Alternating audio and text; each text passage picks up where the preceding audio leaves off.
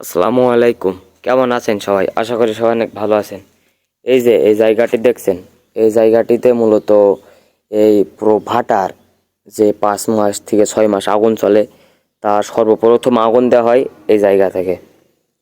আর এই যে এখানে অনেকগুলা কাঠ দেখতে পাচ্ছেন, এগুলা মূলত রাখা হয়েছে আর এই ভাটায় 2-1 ভিতরে আগুন দেওয়া হবে।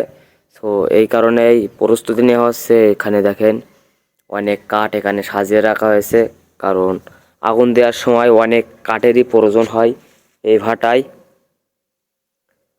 মূলত এই জায়গা দিয়ে সর্বপ্রথম আগুন দেওয়া হয়। এই হচ্ছে চুলা সর্বপ্রথম আগুন দেওয়ার জন্য।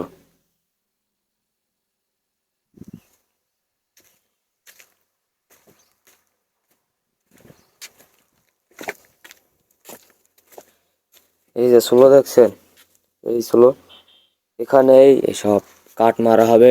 এই যে দুই পাশে সাজানো হয়েছে কাঠ, এই কাঠগুলো এই চুলোর ভিতরে সব মারা হবে। আগুন দেওয়ার পরপরই এখানে আগুন দেওয়ার পরপরই এখানে এই কাঠগুলো মারা হবে। এই হচ্ছে চুলো কাঠ মারার। আর এই সব কাঠ 1 থেকে 2 দিনের ভিতরেই মারা হবে।